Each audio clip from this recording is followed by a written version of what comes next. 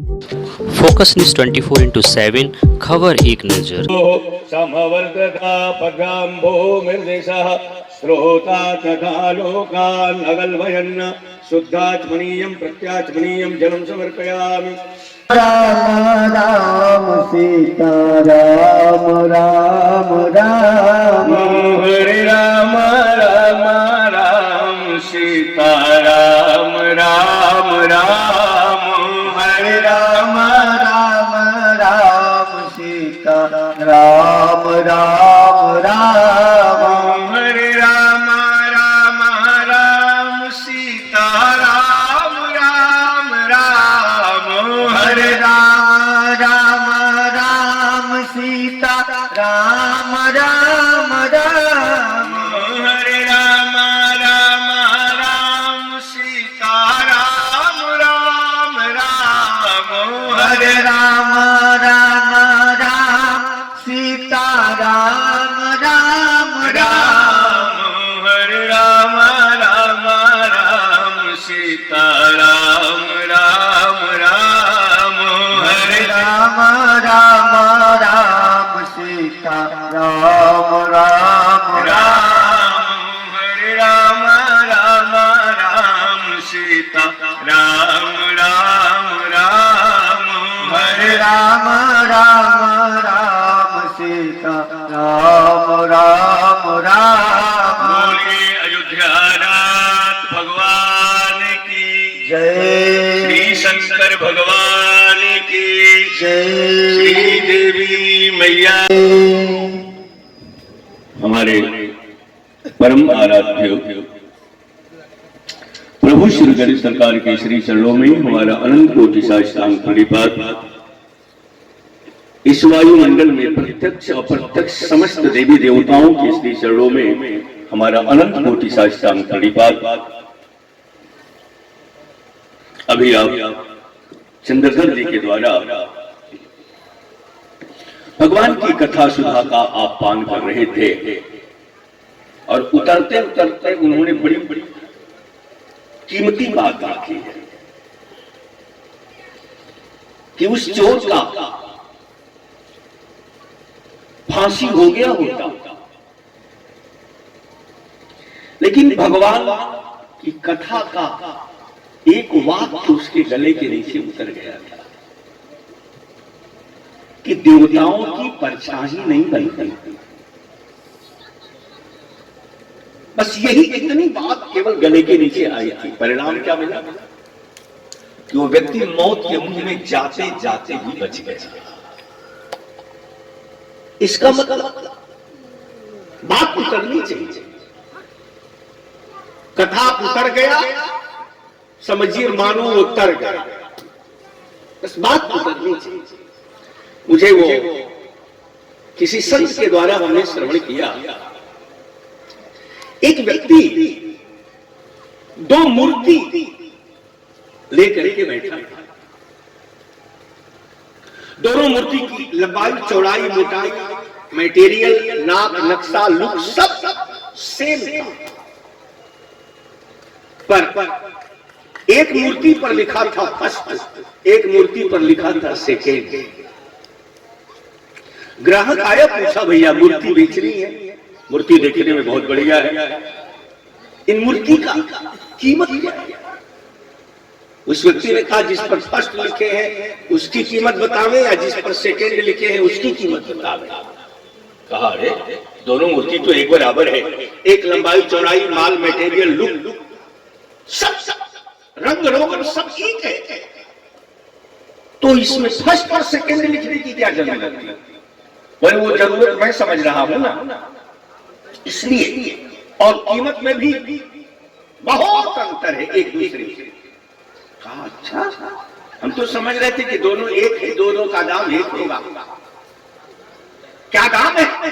बोले फर्स्ट का बतावे कि सेकेंड का? नहीं पहले सेकेंड का बताइए। बोले सेकेंड वाले मूर्ति की कीमत है 500 रुपए। अच्छा, तो जिस पर फर्स्ट लिखे हैं उसकी कीमत क्या है? बोले इसकी कीमत है 5000 रुपए। बोले 10 गुना अंतर। बोले बोले थ्योरी बतावे कि प्रैक्टिकल? आपके क्यों का उत्तर मैं थ्योरी दूं कि प्रैक्टिकल? कहा नहीं, प्रैक्टिकल दी। कहा तब 5 हाथ धागा 2 भागों में करके ले आओ, 2.5 हाथ।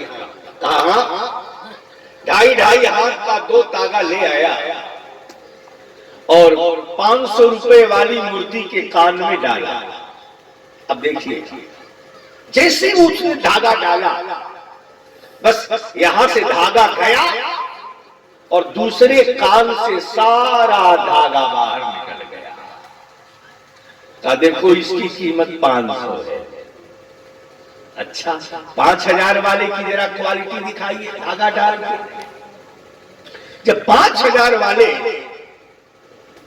कीमत की मूर्ति के कान में जब धागा डाला है बेचने वाले मूर्तिकार ने, तो धागा यहां से गया और यहां आते आते धागे की दिशा बदल गई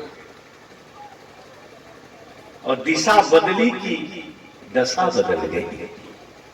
और यहां से जो रास्ता था रास्ता बदल गया, दिशा बदल गया और वो सारा धागा यहां से नीचे की तरफ सब धागा उसके गले के नीचे आ गया। क्या बात कुछ समझ में आई? बोले हाँ, समझ में तो आ गई। बहुत मस्तिष्क लगाने के बाद बात समझ में आई है। कहा क्या? कहा देखने में दोनों एक ही बराबर है, पर जो एक कान से सुन के दूसरी कान से निकाल देता है उसकी कीमत 500 रुपए होती है, पर जो सुनी हुई बात अपने गले के नीचे उतार लेता है उसकी कीमत 5000 हो जाती है। उसकी कीमत 5000 हो जाती है। बात लगनी चाहिए। आइए अब हम सब लोग भाव और श्रद्धा के साथ भगवत कथा की ओर अपनी मंगल यात्रा करें। आज महाशिवरात्रि है।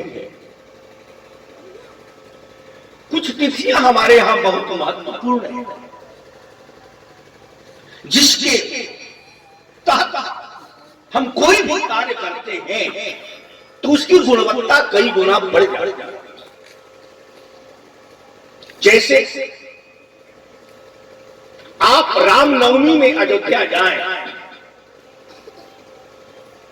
और अन्यान्य दिनों में जाएं, तो अन्यान्य दिनों में जाने में और रामनवमी के दिन अयोध्या जाने में बहुत अंतर है। कहा क्या?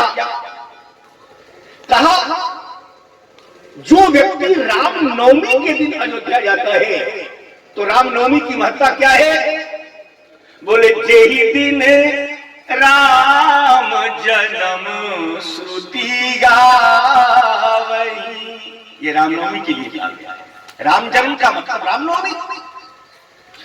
बोले जेहि दिन राम जन्म श्रुति गावई, तो तीरथ सकल तहां चली आवई।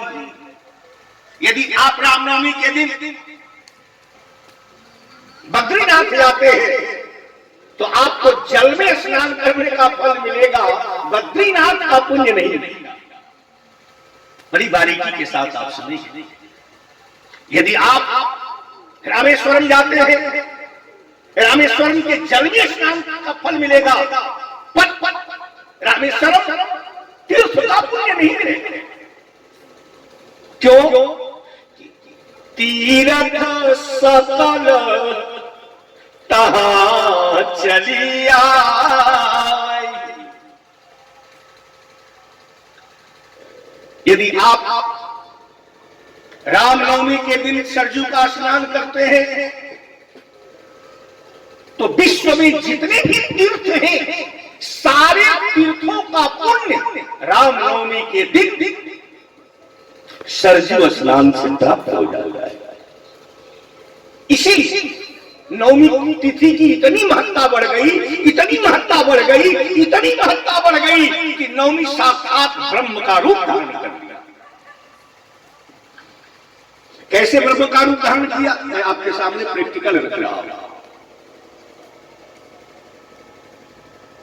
जो गुणवत्ता नवमी को प्रदान हुई, वह गुणवत्ता अन्य तिथियों को नहीं मिली। कैसे, अब आप जरा देखिए। अष्टमी के दिन भगवान कृष्ण का जन्म हुआ, लेकिन 8 को पूर्ण नहीं कहा गया, 9 को पूर्ण कहा गया। आप पहाड़ा पढ़ के देखिए, 8 के 8, 8 गुने 16।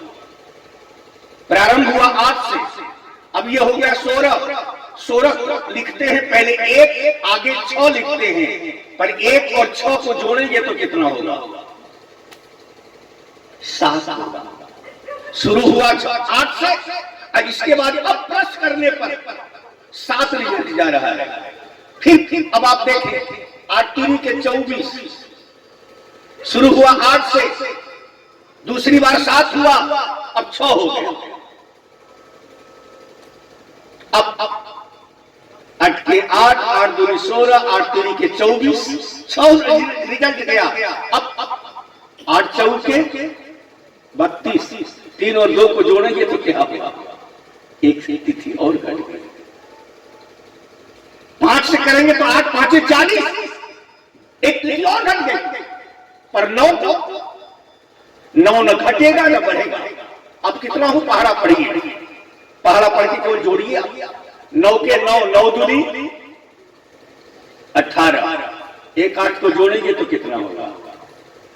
9 9 3 27, 2 7 को जोड़ेंगे तो कितना होगा? 9 9 4 के 36, 3 6 को जोड़ेंगे तो कितना होगा? बोले 9 9 5 45, 4 5 को जोड़ेंगे तो कितना होगा? बोले 9 9 6 का 54, 5 4 को जोड़ेंगे तो कितना होगा? बोले 9 9 7 63, 36 को जोड़ेंगे तो कितना होगा? बोले 9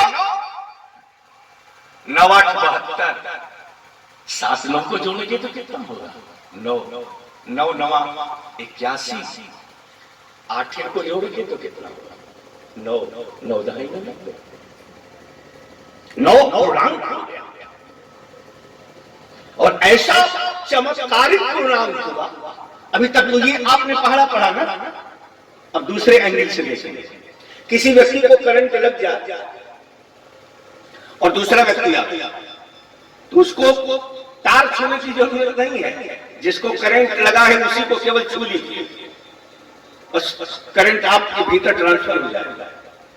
9 इतना महत्वपूर्ण हुआ, इतना महत्वपूर्ण हुआ कि 9 ने 18 को छुआ, 18 भी ब्रह्म हो गया। अब 9 को पहाड़ा छोड़ दिए, 18 का पहाड़ा पढ़ा।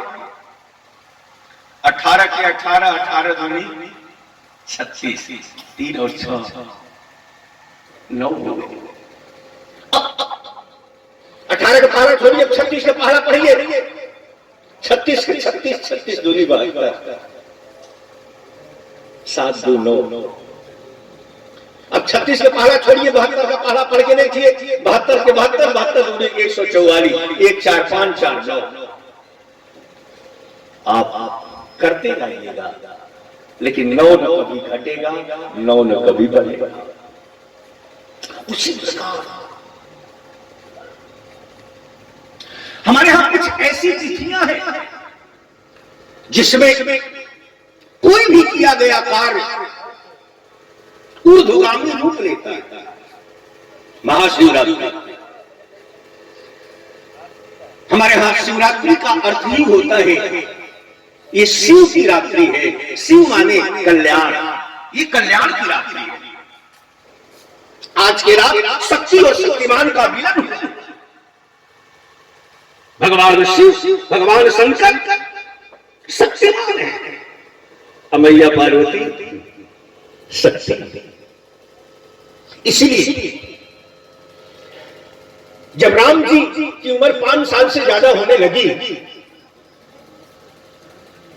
तो शंकर जी ने पार्वती जी से कहा, प्रिय, मेरे इष्ट की उम्र बढ़ रही है, मैं अपनी इष्ट की सेवा से वंचित नहीं होना चाहता। मैं भी अपना रूप बदल करके अपने इष्ट की सेवा में मैं लगना चाहता हूं। जब तक मेरे इष्ट इस धरती पर रहे तब जब तक से उनकी लीला का संवरण न हो जाए तब तक मैं रूप बदल करके उनकी सेवा करना चाहता हूं। पार्वती जी ने कहा, आप अकेले सेवा करेंगे? इस सेवा में हमारी भी तो सहभागिता होनी चाहिए। हाँ, तुमको मैं रूप बनाऊंगा तो तुमको मैं हम कहा इसमें संलग्न करेंगे। कहा, आप केवल इतना बता दीजिए कि कौन सा रूप बनाइएगा तो संलग्न कहाँ होना है, मैं आपको बता दूंगा। कहा, मनुष्य के बाद का मनुष्य से मिलता जुलता सबसे नजदीकी कोई शरीर है तो उसका नाम है नर के बाद वानर। वानर मैं बंदर का रूप बना। रुद्र देह तजनेह बस शंकर भे हनुमान। शंकर जी हनुमान जी का रूप बनाए, मैं बानर बनूंगा। पार्वती जी ने कहा, नर और बानर के शरीर में अंतर क्या है? बोले, पूंछ का अंतर है। पार्वती जी ने कहा, यदि पूंछ का अंतर है तो हमें पूंछ के रूप में आप जो सारा शरीर आपका रहेगा लेकिन पूंछ मैं रहूंगा। बोले, तुम पूंछ बन के क्या सेवा करोगी? कहा, पूंछ मैं आपसे जुड़ूंगी तभी तक आपकी पूंछ रहेगी, और जब मैं आपसे अलग हो जाऊंगी तो आपकी पूंछ कम हो जाएगी। कोई ऐसा है जो अपनी पूंछ नहीं चाहता? सब चाहते हैं मेरी पूंछ रहे, यहां से लेके वहां तक चारों तरफ मेरी पूंछ। तो आपकी पूंछ तब होगी जब मैं आपके साथ रहूंगी। बोले, कैसे? बोले, जो काम दुनिया में कोई नहीं करेगा वो आप कीजिएगा, और जो काम आप भी नहीं करेंगे वह काम मैं करूंगा। इसीलिए जितने दुर्लभ काम, जितने असंभव काम, जितने आश्चर्यजनक काम रामायण में हुए हैं सब हनुमान जी के द्वारा हुए हैं, पर जो काम हनुमान जी के द्वारा भी नहीं हुआ है वह काम हनुमान जी की पूंछ ने किया है। कैसे? एक दिन श्री राम रावण के क्रम में, लड़ाई के क्रम में, जब रावण ने देखा अब मेरी सारी सेना भय से आक्रांत होकर के और हमारे लाखों लोग मारे गए, तब कहा, कल की लड़ाई में मेरे पास वो ऐसी अमर सेना है, चाहे उसके ऊपर कितना हो प्रहार हो, लेकिन वो सेना मरने वाली नहीं है। कल उसी 1000 अमर सेना को मैं भेजूंगा लड़ाई के मैदान में, और कल की लड़ाई अंतिम निर्णय वाली लड़ाई। 1000 अमर सेना अट्टहास करते हुए, अजीबो गरीब आवाज करते हुए, उन्मत्तता के साथ आगे बढ़ते जा रहे हैं। रामायण में मीटिंग हुई थी कि कल अमर सेना आ रही है, उसके ऊपर चाहे पत्थर बरसाया जाए, चाहे गदा मारा जाए, चाहे तीर मारा जाए, उसके ऊपर कोई प्रभाव पड़ने वाला नहीं है। तो कल की लड़ाई तो लगता है अंतिम ही लड़ाई होगी। कहा, हनुमान जी से पूछ लिया जाए कि इस विषम परिस्थिति में ये संकट मोचन क्या करेंगे, जरा इनसे राय ले लिया जाए। हनुमान जी तो बगल में बैठ के राम राम राम जप किया। जामवंत ने बताया, पूरा समाचार सुनाया, कल अमर सेना आ रही है, हमारी तरफ से सेना जाने का कोई मतलब नहीं है, कल की लड़ाई लगता है हम लोग हार जाएंगे। मारुति नंदन, अब क्या किया जाए? हनुमान जी ने कहा, यदि कल अमर सेना आ रही है तो प्रभु यदि मुझे इजाजत दे, अनुमति दे, तो कल लड़ाई के मैदान में इस सेवक हनुमान को अकेले भेजा जाए। कहा, क्या करेंगे आप? बोले, ये तो हमको भी नहीं मालूम है कि हम क्या करेंगे, लेकिन कल की लड़ाई में हमें अकेले भेजा जाए।